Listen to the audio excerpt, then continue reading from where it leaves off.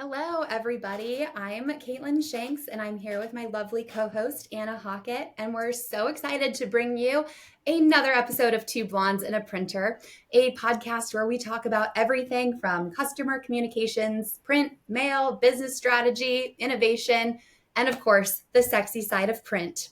So, Anna, who do we have today?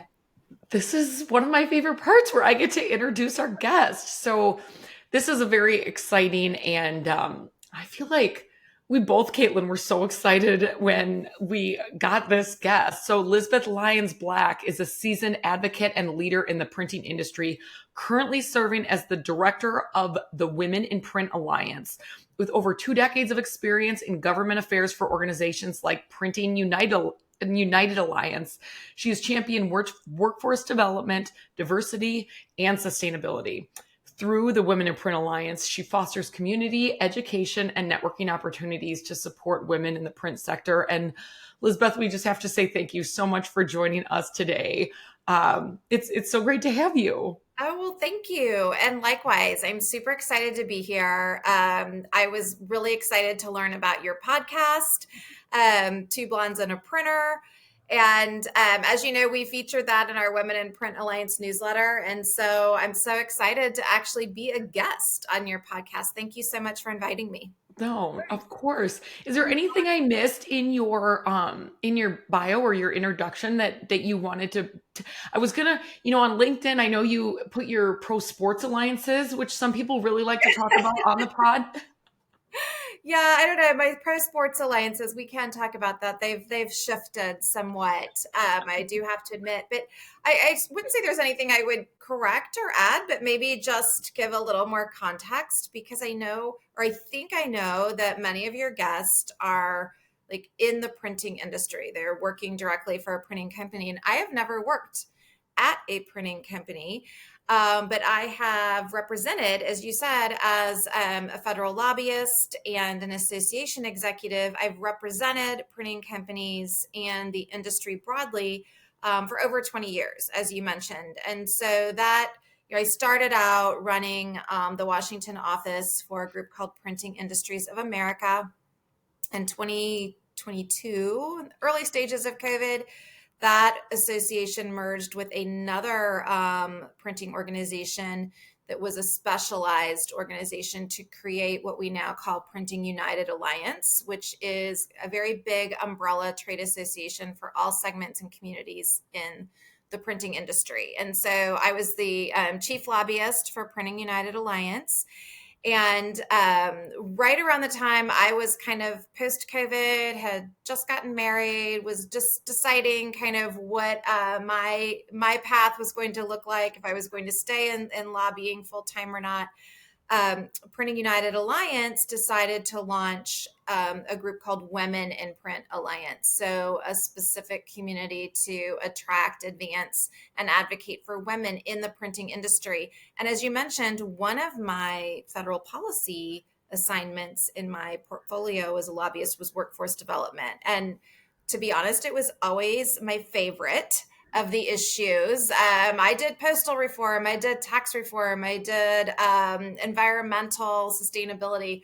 I loved the labor and workforce side of the portfolio. And so when the opportunity came to join as the first ever director of Women in Print Alliance, I really, it just seemed like the right fit because Women in Print Alliance is about community building and creating that space for women, but also at its heart, it's a workforce development initiative that our industry really, really needs. And I know that's really going to be the topic we're focusing on today about diversity and increasing kind of the face of what a printing company, what the printing industry looks like in terms of demographics.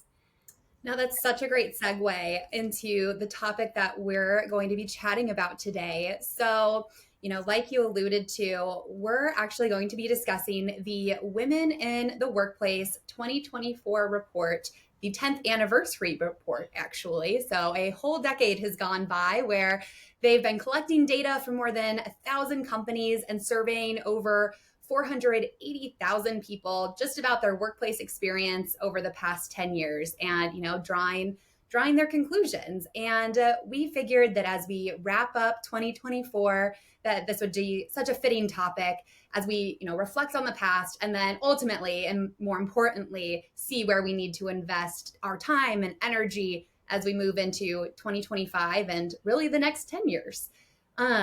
So to do that, we've taken this report, which we will absolutely be linking out to in our show notes and posting about as well, so you can see it too, into 4 big categories. So, reading this report, at first, it's a bit of a downer, and there's a lot to weed through, just because for every inch of progress that we've all made, there is still miles left to go. But we won't spend too much time on that. And then we're also going to hit on maybe misconceptions, areas of progress, and then we'll wrap it up with what we need to do in the future. But before we, really dive in, I think when we were doing our prep call, what really stood out is that we realized all too often, we're talking about diversity and inclusion more from a social justice perspective. Mm-hmm. But there's a real bottom line ROI impact on having women in leadership. And I think just coming at it from that perspective is so incredibly interesting, because it's almost like putting, dollars to donuts in a way where, our value is tangible. And I think that's something that can help shift the paradigm and maybe give this a little bit more meat on the bones, considering, this is a male-dominated industry. And sometimes when we talk about diversity and women's rights, it can feel a little fluffy. And it's good fluff, but we're going to add some numbers to it. I love that. That's fabulous. So one of the things that I also wanted to bring up, Katelin, in addition to everything that you mentioned, which was perfect, by the way, but was also kind of just like raising the awareness. I think that's another, at least maybe that's more of a personal goal of mine with this specific, because I think you can go and get all this information, and like the first thing that we're going to talk about, you can Google how much better it is or how great it is to have women in certain leadership positions, depending on what we're talking about. But I think that just like having the conversation about it and growing the awareness to it is another huge piece to me that, this is great for women to know. It's great for men to know. It's great for everybody to understand and to just be aware again of what is going on or what could potentially be going on. So that's just one thing that I wanted to throw in there as we continue the conversation. Yeah, and I would add to that, maybe it's my DC background. I'm always kind of looking through the political or the policy lens, but we did just go through a really divisive national election. By all accounts, it was one of the most gendered elections, not only having 2 different genders, right, on the top of the ticket for each party, but the fact that there was so much after talk and so many polls that came out about the differences between the genders, and these concepts that came up, like the election bros and all these kinds of things. And I think, and certainly the issue of DE&I, of woke, I mean, to your point, Katelin, it's easy to kind of take the whole topic of women in the workplace and wrap it up into those kind of political footballs and those terms that have kind of been weaponized for each political party's purposes. And so I think it's really important, Anna, as you said, to raise awareness about, that's not what this topic is about. When you really get into your actual company, your actual workplace, it's really about how diversity kind of benefits the company, right? And the company's goals, and not just talking about kind of individual experiences. So I think that's an important part of what we'll talk about today, I hope. Absolutely. And that's where I guess I think I've heard, there's so many different sides, or you hear different things about this, specifically in an election like this. And I just don't want anybody to be scared off by like the fact that we're talking about this. It's not like we're ramming anything down anybody's, at least in my opinion, throat. It's truly just awareness, and let's just have a conversation about it. And, especially in an industry like this. And Lisbeth, before you were doing for this specific, like the printing alliances, where were you in, what were you doing? Because you were doing some governmental and lobbying stuff too. Was that in similar industries, or what was that again? Yeah, so I've been with a few different trade associations, but I've been with the printing industry the longest. So Okay. there are a couple of major trade associations. Well, there are several trade associations in the printing industry space. One was Printing Industries of America, representing all different types of print, but mostly commercial print. And then this new organization, Printing United Alliance, really brought Printing Industries of America and a group called the Specialty Graphics Industries Association, which was more like apparel and functional, printing under one umbrella. Nice. So Printing United Alliance now represents, as we say, all the segments of the printing industry broadly, whether it's apparel decoration, whether it's mail and fulfillment, packaging, labeling, wide format, and just your general commercial print. So anyone who's putting ink on any kind of substrate really is who we are advocating for. And it's a legacy industry. Right. It has traditionally, there are a lot of smaller companies. At one time, it was almost like 50% family owned. So there's still a lot of family owned companies. When I started representing the printing industry as a lobbyist, 20 some years ago, the CEOs of the companies were men, and most of them then kind of passed that down, if you will, to their sons. And what Mhm. I have seen, which is encouraging and exciting over my time, is more um, gender diversification even within family businesses. I know I have my own family business. My great grandfather started a business that he ran. My uncles ran it. My male cousins ran it. Now they're the three cousins that are running that company now. Not a printing company in the beverage industry. Go figure. That's a I'm good. all, I'm all, wait a minute. What That's kind of beverages are we great. talking about here?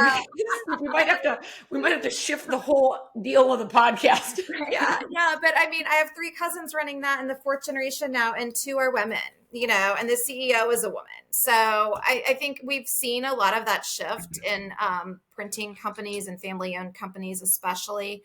And so I do think I've seen that shift, and I've seen the progress that women have made, and I've seen that the industry overall can be very hospitable to women. I think, and we're probably jumping around right now, but just kind of we'll talk at the end, I think, about what print as an industry can do to be more appealing to women. But I love, Katelin, when you mentioned, or Anna, I think you mentioned, you can just Google facts. And I mean, some of the really just kind of low hanging facts on this are about pipeline talent recruitment, and the fact that in this McKinsey report that we're talking about, I think it's 33%. Companies that have a diverse leadership are 33% more likely to attract top talent. And in an industry that's competing against other manufacturing sectors, that's really key to attracting top talent. And this extends to women on boards too. It's just not women in the C-suite. There's a lot of literature on, and I laugh because looking at reports and things, you get into these kind of like wonky sort of terms that are pretty easily understood. But there's this term that's being thrown around now called cognitive diversity.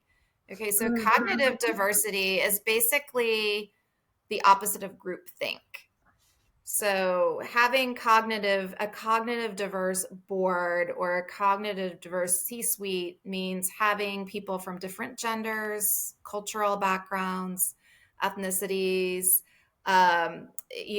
social class, bringing people together to have a more robust dialogue and brainstorming, and kind of the opposite again of this kind of all guy in Echo our chamber. industry. Yeah, kind of groupthink. And I also read an interesting statistic that diversity lowers risk.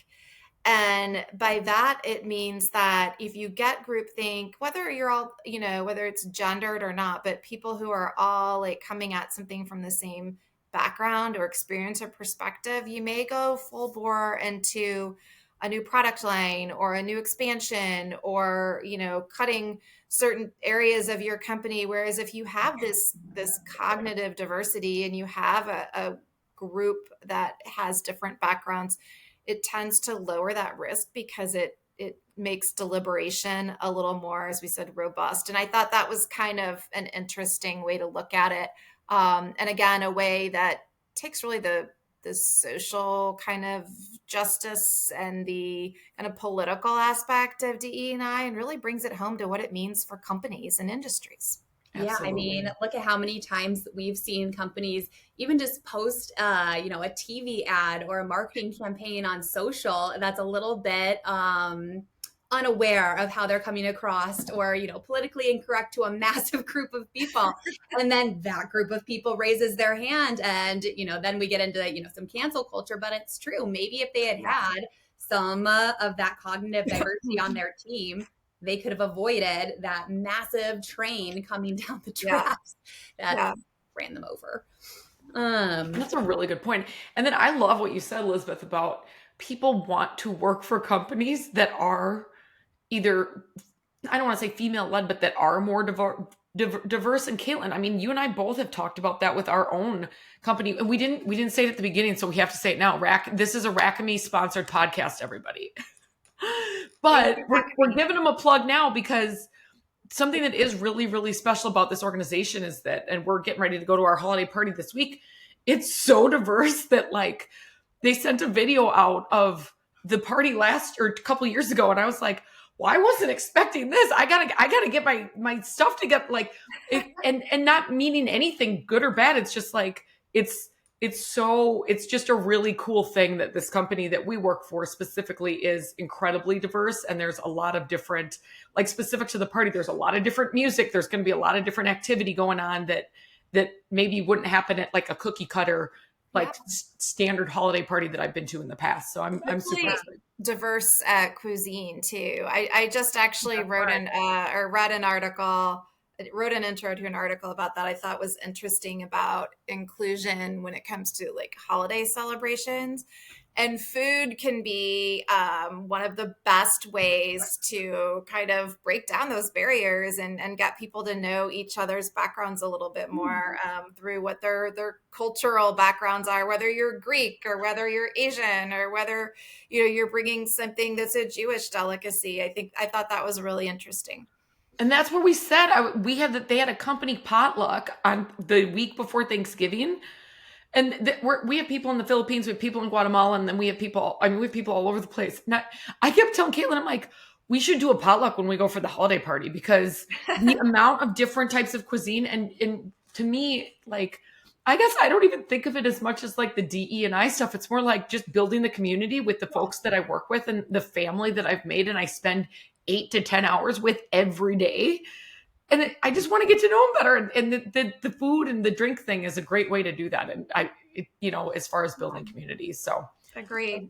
Sorry, I'm going off the rails here, but you mentioned something, and just, or I guess we talked about kind of what you said, the importance of feeling like there's kind of an open, welcome, inclusive aspect to where you're interviewing and may want to work. And this, you mentioned, Katelin, this is the 10-year anniversary of the McKinsey study. Mm-hmm. I was really fortunate. The first month I started my job as director of Women in Print Alliance, I met one of the authors. She's a professor at Stanford. Oh, wow. Her name's Marianne Cooper. We did a podcast together. I was very honored. And she's like a serious sociologist. So this is all very data driven. And very research-based.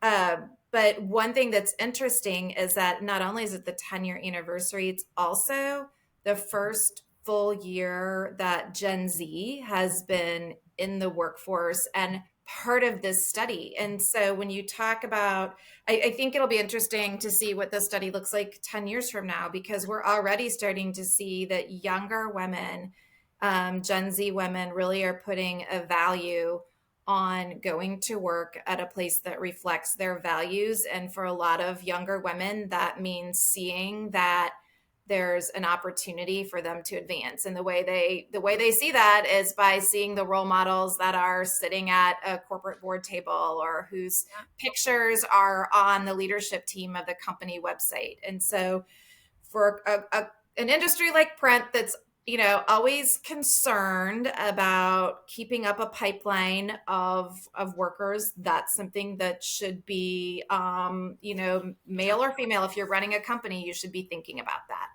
I know for myself that I came from a company where there was almost zero diversity, nearly no women in leadership, all just, Midwest, white, male demographics. And I knew looking for my next company, that's something I wanted to get away from because they did think in an echo chamber, which was fine for them, what have you. But when I was interviewing with Rackame, I got on the phone with our VP of product and delivery. Her name's Jessica Stencil. And yeah.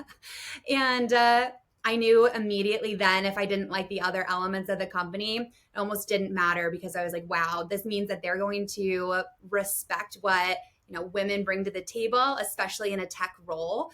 You see a lot of women in the C-suite, maybe it's in human resources or marketing, but to also see that she had kind of broken through that glass ceiling in such a male-dominated tech-focused space, it was probably the biggest factor for me. And I think I'm considered not an elder, a younger millennial. I think I'm an elder millennial of Gen Z. So if that means anything, I am a firsthand account of just how important that was for me. And it wasn't something I was gonna, falter on. Yeah. Mm-hmm. But I think, so I do just have to say, because I was in my feels rereading this report, and I just have to get it out there, that the statistic that it's still going to take nearly 50 years to achieve gender parity for all women, 22 years for white women, and then, I want to get this right, 48 years for women of color to reach parity. That took me probably a full week to really sit with and resonate with. I can't, and we've gone so far, but I think it just shows how far we still have to come. And so hopefully maybe with this newer generation too, who is so concerned, and making it such a priority in their lives, that they'll be the next wave of role models moving into this. Yeah. Shrink that timeline. Yeah, no, it is. You mentioned this could be, you're going to post this report. People are going to read it and be a little bit depressed. But fortunately, what's great about this report, and again, this is the 10th anniversary, it's very comprehensive. It talks about, like you said, the women's representation kind of demographically. It talks about company practices. It talks about the kind of group experiences of women, and then breaks that down even into women of color, women with disabilities.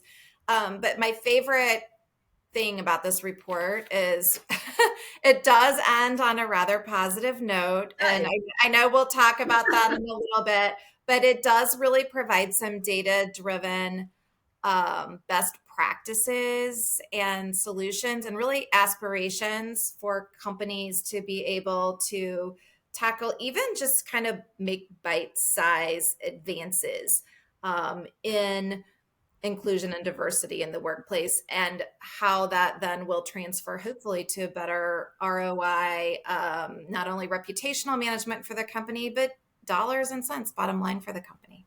Definitely. No, absolutely. And what that's go ahead, Katelin. Sorry. Oh, and just what you were saying about just needing to be aware of the information. Like, I think this is one that, stands out, at least to me, that back in 2018, for 100 men who were promoted to that manager level, 79 women were promoted.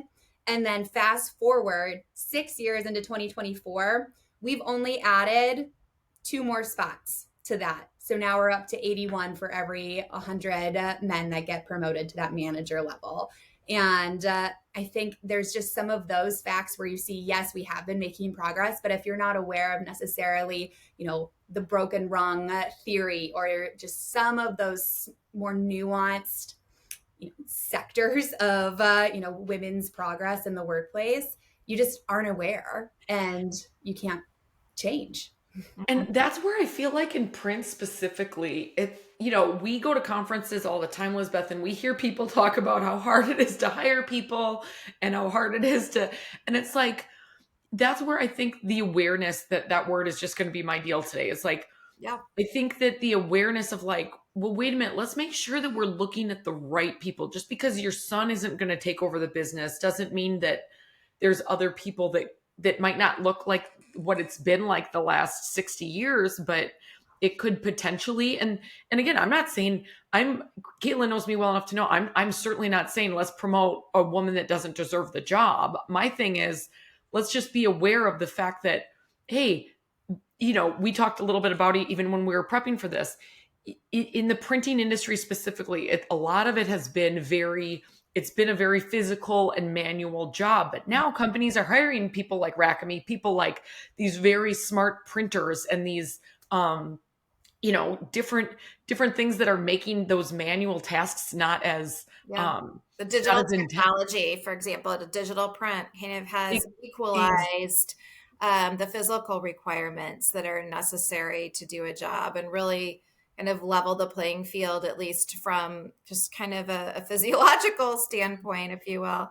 Exactly. And that's where I think, again, the awareness of remembering, like, hey, just because it worked this way for so long doesn't mean it needs to continue to work that way.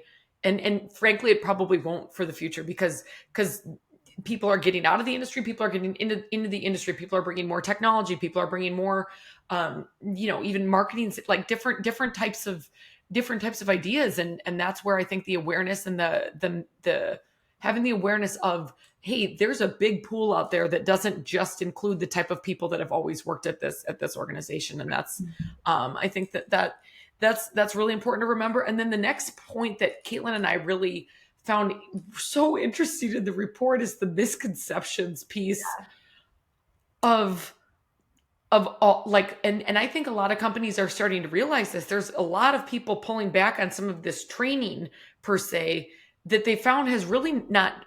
Katelin, am I remembering that right? That the training really hasn't done as well as they were hoping it would. Right. Yeah. So, I feel like we've probably all sat in on, the bias and the allyship Mhm. training programs and, the DEI workshops, which are all great. But I do feel like sometimes companies use those as a crutch. They're like, oh, shoot, we've got to do something around DEI. Check the Throw, box. let's check the box. Let's throw a training program at it.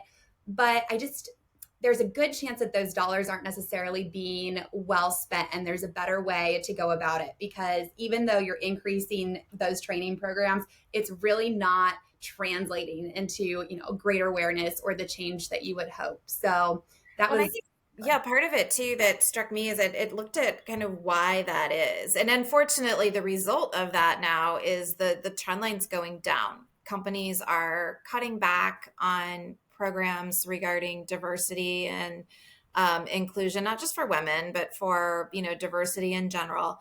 um, they're starting to cut down on those. They haven't seen maybe the results, but part of it too is that the managers, and particularly like a mid-level manager, gets tasked with, oh, you have, a DEI, key initiative, but you also have these very glaring sales goals you have to meet, or hard dollar figure, evaluations, and you're going to be judged on that. And, kind of a squishier in terms of evaluation goal like DE and I, maybe then as the manager, it gets pushed down, right? So it's maybe not even for lack of interest, but just kind of time management. And candidly, it's one reason why Printing United Alliance, this initiative, Women in Print Alliance, has been around for a long time. It was for years just an informal kind of group led by a small merry band of volunteers who were really passionate about, advancing women in the industry. And they would get together once a year at the one of the big annual trade shows, Printing United Expo, to have an annual breakfast or an annual lunch. And then that was kind of it till the next year. And so Printing United Alliance, when they decided to invest in Women in Print Alliance and actually invest in the infrastructure, the newsletter, the website, the director, Part of that was because twofold, really. I think because we are seeing kind of this decline in companies that are, these DE&I programs and companies are starting to decline. But also it goes back to, really, I said this a little while ago, small businesses are really the heart, small and medium-sized businesses are really the heart of the printing industry. And there just isn't really time or space for a lot of companies to, I mean, a mid-size, 100-employee company is not going to hire somebody to run a, diversity and inclusion function. And it's going to fall to, the HR department, or it's going to fall to a manager. And it's probably, as we said, going to get overlooked. So one thing that we felt was important was for a trade association like Printing United Alliance to launch Women in Print Alliance, because it's almost like outsourcing some of this ERG, support for women, whether it's content geared toward women, professional development, training geared toward women. So it's something, when I looked at this report, I thought, okay, it makes sense that the industry is kind of taking this on, and Printing United Alliance, as the industry kind of largest industry association, kind of thought leader for the industry, is taking this on and offering this as an add-on benefit to its member companies. Because some very large companies like Canon, for example, who is a member, they're a corporate member of Women in Print Alliance, but they also have their own very robust internal, it's called WIN, I think, their women's network. Yeah. But that's really not going to be common at most printing companies, or not going to be at the size and scale to be able to do that. So I think, it's depressing that the programming's going down at companies, but I think, the silver lining is we can find other ways to deliver it. That's where I think I agree. It is depressing that it's going away, because it's like, well, let's keep the awareness going. It feels, but if it really wasn't working as well anyways, and then there are other things that are, I mean, at Women in Print Alliance at the luncheon, you guys were sold out within minutes. Like, Katelin and I couldn't even get a spot, which is, and I'm really sorry about that. We're getting a bigger room next year. It's an incredible problem to have. Are you kidding me? But to your point too, one of the happy hours we wanted to go to, but we couldn't because we had a sales dinner. Like, we had to go to the dinner because that's kind of priority number one. Right. However, with alliances and with more of the, and this is where this kind of gets into like what we want to talk about at the end, but like with mentorships and allies, I think that that's really where there can be like big headway in some of this stuff that doesn't have to be, a specific coordinator at all these smaller companies that can't afford it or don't have the bandwidth to do it. We talk to companies all day long that don't have the bandwidth to even have a marketing team. They have a marketing person. So it's like, I get it that bandwidth is tight, but if we can, use some of these other tips and join alliances like the Women in Print Alliance, and again, be aware, whether you're a man or a woman, of what is going on and what is being done to try to grow the awareness and try to move the progress forward. I think that that's a really good step. Yeah. And I also think that there's a misconception around having to, be an ally and be a mentor, maybe as a woman in print, to people coming up through the ranks. But it's also so incredibly important, and also so easily done for the men at companies, right? And to take, those women under their wing. I know that probably what even set me on a course in tech and now print is having just such a great opportunity to learn and really be taken under the wing of just some incredible mentors where, they're teaching you the ropes, but they're also giving you that confidence of like, you can do this. And I think that's so important and an easy change. If companies aren't doing it and they don't have any bandwidth, have those conversations, pull those women maybe into a room and listen in on a meeting that they weren't invited to. Lisbeth, I would love to hear, you must have had some great mentors throughout your journey. Yeah, and I'm really fortunate. I have always, I'm trying to think. Yeah, I have always had a direct report that's a male. Okay. Now, again, not at printing companies, but at associations representing printing companies. I've been very fortunate. I do think part of it's generational too. I know my very first job in DC, I was at a trade association that represented small businesses, cross industry small businesses. And there was a woman who sat kind of across the hall from me, and she had an assistant she kind of shared with other people. And when she needed, now I'm really dating myself, ladies, I might have to explain to you afterwards what this is, but there was a thing called a fax machine. When she needed her name was Mary, bless her heart. When Mary needed a fax sent, she would call her assistant to come from like 2 desks over to pick up the fax and take it to the fax machine for her. She never just walked. And I'm like, just walk to the fax machine yourself. What's the big deal? And so one day I asked her, like, Mary, why do you do that? And that's when I realized kind of the generational difference in the workforce. So I was in my 20s. She was like late 30s. And she said, you don't know, Lisbeth, because even just 10 years ago, when she had been starting out her career, she was asked, it was very stereotypical to be the note taker, get the coffee, all these kind of gal pal tasks.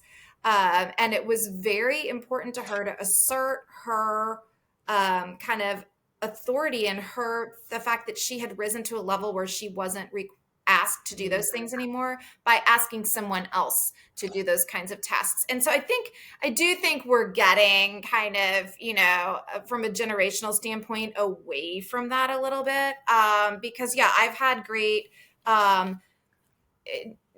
I guess not even really allies. I think you mentioned the word, and I did love that the report really highlighted this, and I think it's really worth like a whole like other discussion, and I hope people will have it. The difference, I didn't even know the difference between allyship and sponsorship, because what I've had in my career are wonderful male sponsors.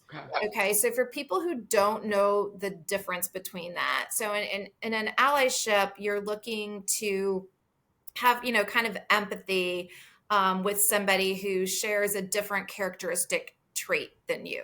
So gender, obviously, being one of those traits, or ethnicity or race being one of those traits, right? So being an ally where I can empathize, I can relate, I can stand up and advocate for somebody who is different than myself in a fundamental way.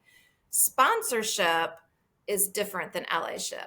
Okay. Sponsorship is I am willing to actually stand up and promote. And I don't mean like promote from manager to senior manager, but promote, advocate for someone who may be younger than myself, somebody who may be, in this case, a different gender. And I think that's really when I said I've had male sponsors, I've had male bosses who have, when I'm not in the room, who are willing to say, she can take on this project, or we should elevate her to this position, or we should bring her onto our management team, or, all these different tasks that help women that accumulate and help women advance in their career.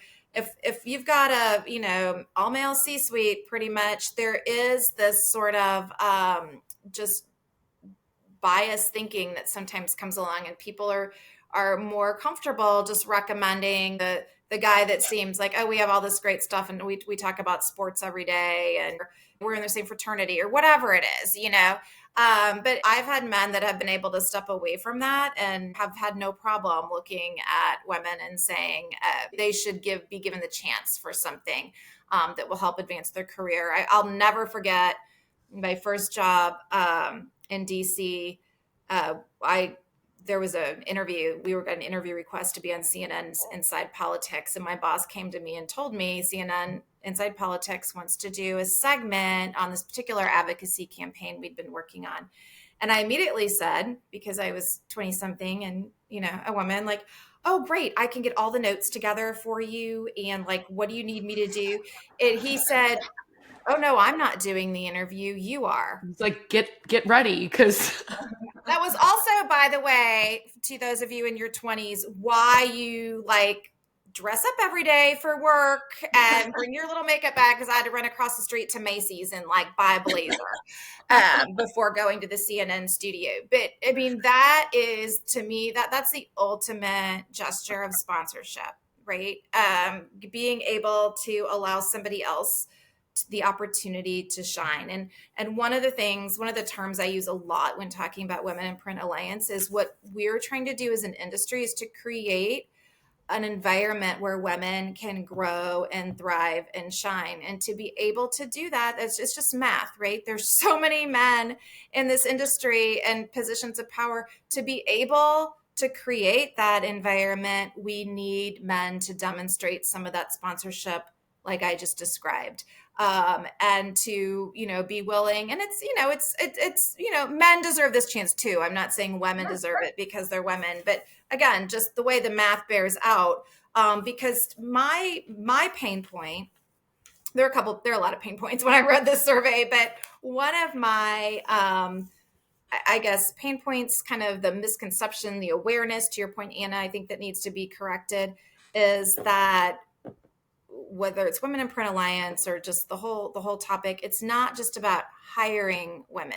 You mentioned, I think, Katelin, the broken rung, right? And a lot of people don't know what that is. I think it's becoming more in the lexicon of kind of workplace and HR, but it's not just about hiring women.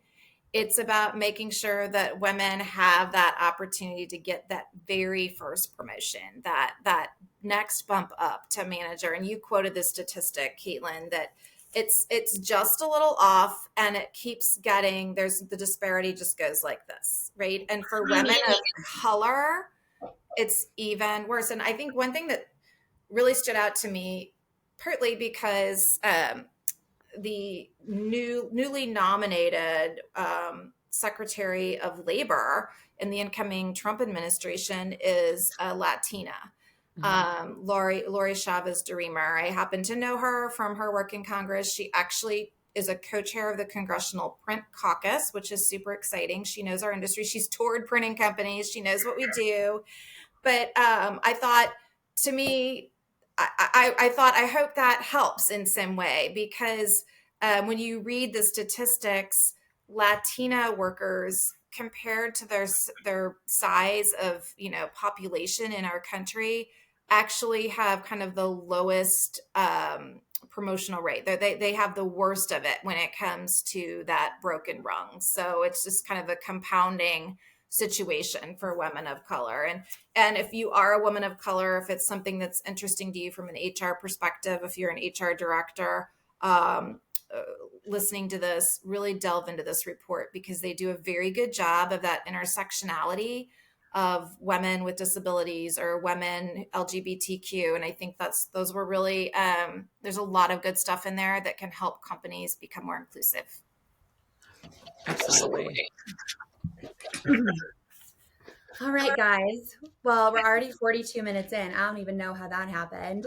So I want to really wrap it up, but should we just maybe touch on like our final key takeaway of like what we think the printing industry can do? If there's just, one thing they take away from this, it's not as overwhelming as this report may seem. It's not going to cost, millions and millions of dollars to implement. Like, what's that one tangible thing they can do today? Go around the horn. Yeah. That's, I probably have two of them. I probably have two of them. Audience. Yeah. Well, just because I get asked all the time, before we go around the horn, I get asked all the time about what we were just talking about, like how the male sponsorship and the allyship. And something that kind of scares me is, again, because, I do think we're becoming there's more gender diversity in our industry, but still, there was a statistic about going back to Gen Z, I guess it would be Gen Z, men under 30 and women under 30. And there's a real disparity about younger men under the age of 30. And I had this statistic written down somewhere. But their interest or their concern is like 10 percentage points down than it was, 10 years ago when this study started, when it comes to believing that there's even like an issue with gender diversity. And so that kind of freaked me out a little bit. And I feel like, again, we talked about kind of the sponsorship and the allyship. And I guess to your point, what one thing maybe or a couple things the industry can do. And I think there is a real need for senior men in leadership at companies in our industry to model for these younger men why diversity matters, why we're all going to benefit from having kind of voices of diversity around the table. And I think that's a very important thing, and kind of goes into maybe one of my other things that I felt was interesting and positive and all that good stuff was that and I don't doubt this has to do with COVID, kind of after effects of COVID. And in fact, when I did this podcast with one of the authors, Marianne Cooper, it was the first report after COVID had been like officially ended by the WHO, right? So it was kind of looking at how COVID had changed the workplace and what would stick and what wouldn't. And I think we're still seeing some of the effects of that. But one of the, I guess, positive aspects of the report talked about companies have continued with work-life benefits and work-life balance and putting an emphasis on all of those things. And there was a term I learned that I hadn't heard before. I think it was compassion care, which is, or compassion leave, which is instead of just having maternity leave or paternity leave, compassion leave addresses the fact that men and women are being asked to take care of sick or elderly parents, and that it's really more of a caregiver benefit than just a parental benefit. So I thought that was interesting. And then taking that one step further, really kind of normalizing the fact that men and women are using these benefits, right? So that, it doesn't kind of become a battle of kind of maybe 10 or 20 years ago, a man saying, well, like, why is this woman getting this extra leave? Where does that leave me? Or how come I'm not getting this, right? That we've kind of moved that needle on some of these benefits so that they can be used. And you can, having a senior man normalize this by saying, I'm taking a half day to go watch my grandchild's baseball tournament or something, that men take family time too. And I think that that to me was an interesting thing. And I think that, again, kind of delving into how that creates just a culture, because people talk about diversity and inclusion. And I'll just say that I don't think a lot of people know what those terms mean. So diversity, right? It's the what? It's the what percentage of your workforce is male, female, Black, white, Asian, disabled.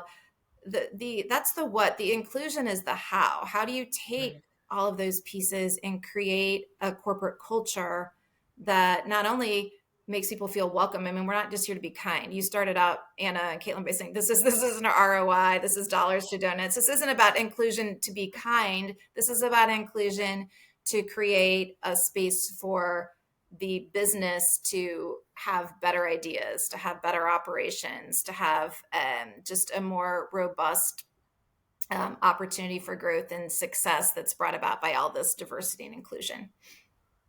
And to be fair, we want to be kind too, but we're just. I like to be kind, like 9 out of 10 days. No, I'm kidding. Yeah. But yeah, no, that's such a great answer. I don't know if I can follow that. Do you want me to? I honestly think maybe we just leave it there. But I will say that there is a scorecard that companies can, go through and just evaluate where they are at, and then, what different categories or things other companies are doing so that they can start to see, okay, again, awareness. What are people doing? What's working? Maybe what is one or two things that are not out of the realm of possibility for my organization to incorporate into their work culture and their hiring practices and their promoting practices. And we'll definitely be linking that out in our show notes as well. Because even if you're just a smaller company, like we've really been talking about, just picking one of those things is just the right step, the first step. And we've talked about so many of them, but I just think that can be everyone's takeaway from the call too. Absolutely. And I think the whole, I think not being overwhelmed by it and not feeling like you're ramming it down people's throats, but truly using it, to your words, Elizabeth, about not the diversity is the what, but the how is the inclusion part. That's the culture building. That's just that's the piece of it that doesn't need to be rammed down people's throats necessarily. It just is, it needs to become part of the culture, I think. And or if it can become organic. Right. And then, let's be honest, printing companies are competing against one another for talent and employees.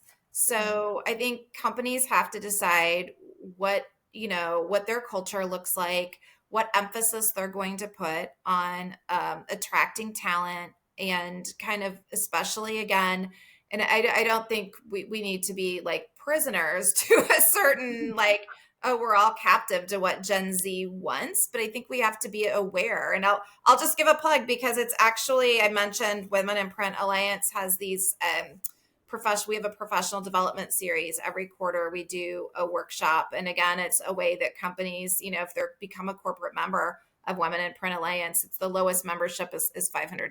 So it's a great investment to be able to kind of outsource that. But our Q1 2025 professional development workshop is going to be led by an author and a coach who focuses on a variety of things. But the topic for our workshop is cracking the code on Gen Z and managing an intergenerational workforce. I read a statistic, and I don't have it memorized, but it's not uncommon now for companies to have 4 generations working in the same place, right? Okay, so we've got our parents that may still be working. My parents are boomers. I'm Gen X, and you've got your millennials. Now we have our Gen Zs. And so, so I think that was something that we're really excited to bring that, because it is something that I think companies have to decide what that looks like and what they want for their pipeline going into the future. And there are a lot of things that go into that, whether it's what kind of technologies they're going to be selling, what kind of educational attainment or skills that they need their workforce to have. Gender is just one part of it, but to get the best people out there in all of these positions, I think it's just common knowledge now. You have to widen the pool. And so that's just something that we hope we can bring, and like you said, some awareness and some education. And thank you, Katelin, for posting the scorecard. I promise that there is at least one actionable item every company can do. And by posting that scorecard, I think companies will be surprised about what they're already doing, and give themselves a pat on the back. And they should tell their company and promote it. Let's all give ourselves, pats on the back. Let's tell the whole corporation, all right, these are the things we're doing, and we've got a ways to go, and this is what we want to do next. But just FYI, everybody, if you don't know, these are some things going on at the organization. That's a brilliant idea. All right. So as we wrap up, our favorite question that we ask every single one of our guests before we cheers is, I'm on the hot seat. What is it? I know, on the hot seat. What is the sexiest part of print, Lisbeth? The sexiest part of print. Oh gosh. Other than the podcast, obviously. Other than the podcast. Okay. Well, I guess okay. So is print sexy? I think it's how do you define sexy, right? If you're defining sexy as seductive and glitz and glamour, then there's certain, facets of print. There's always going to be that wow factor, or the really cool dynamic, packaging, or, printing on we've actually represented a company that printed on the Goodyear blimp. I mean, that's kind of cool and sexy. Cool. Right. But I mean, I think if you're looking at, I'm old, right? So I'm over 50. So if you're I kind of look at sexy maybe a different way than I might have in my youth. But I think sexy is about attitude and confidence, and being comfortable in your own skin. And I think that is something that the industry could do a better job of sexing it up, if you will, because too often people are oh, we're just putting ink on paper, ink on, plastic. We're just putting ink on a substrate, and we're the people behind the people. So we're not very glamorous. But I mean, what if we copped an attitude a little bit? Like, what if we have sexy as an attitude, and where would y'all be without us? Right? Because think about what print contributes, educationally, societally, the technologies and the innovations that we drive economically. We're huge in the industry, right? So I think if we think about it from that way, we should have the confidence to be like, yeah, our industry is sexy. We are bold, and we are very necessary, and we drive a lot of positive things economically, societally, and even environmentally. And so we should have a little sexy attitude about that. We should get our little sexy swagger going on because we're print. Yes. This is what we're talking about. This is why we asked that question, because we get a different answer every single time. And I keep thinking, oh, that's my favorite one. And then a new one will come on and it tops it. So I love that. So again, Lisbeth, thank you so much for taking the time and chatting with us. We will thank definitely you so much for having me. It was my pleasure. It was a lot of fun. We will definitely be at the Q1 event with Women in Print. We will be in the front virtual row, so to speak, on that webinar. But all right, just to wrap it up, if you want to have a drink with us and chat everything print, contact us at 2 Blondes and a Printer, spelled TWO, Blondes and a Printer, @gmail.com. Cheers, everybody. Cheers.